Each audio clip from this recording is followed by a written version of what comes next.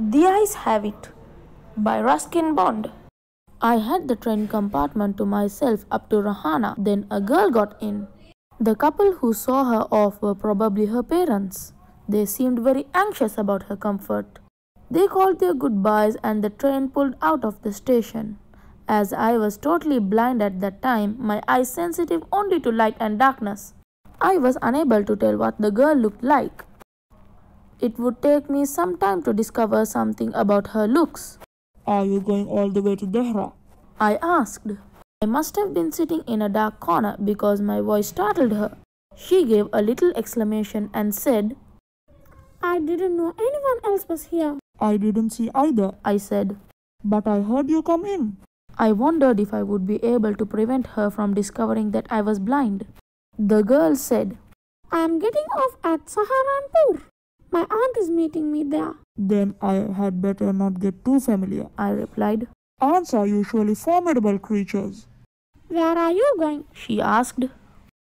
To Dehra and then to Mussoorie. Oh, how lucky you are. I wish I were going to Mussoorie. I love the hills, especially in October. Yes, this is the best time, I said, calling on my memories. The hills are covered with wild dahlias. The sun is delicious, and at night you can sit in front of a log fire. Yes, October is the best time. She was silent. I wondered if she thought me of a romantic fool. Then I made a mistake. What was it like outside? I asked. She seemed to find nothing strange in the question. Why don't you look out of the window? She asked. I moved easily along the berth and felt for the window ledge.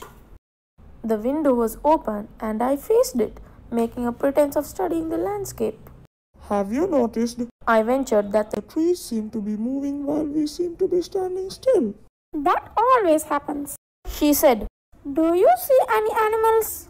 No, I answered quite confidently. I knew that there were hardly any animals left in the forest near Dehra. I turned from the window and faced the girl. You have an interesting face, I remarked. She laughed pleasantly, a clear ringing laugh.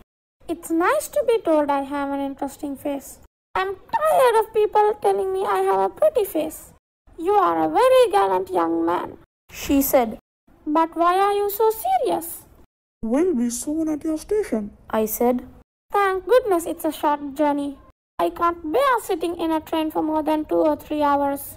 The engine whistle shrieked. The carriage wheel changed their sound and rhythm. The girl got up and began to collect her things. The train drove slowly into the station. Outside there was a shouting of porters and vendors, and a high-pitched female voice near the carriage door. That voice must have belonged to the girl's aunt. Goodbye, said the girl. There was some confusion in the doorway.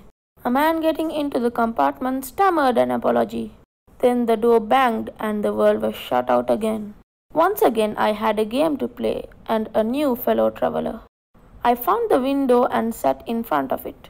She was an interesting girl, I said. Can you tell me, did she keep her hair long or short? I don't remember, he said, sounding puzzled. It was her eyes I noticed, not her hair. She had beautiful eyes, but they were of no use to her. She was completely blind. Didn't you notice?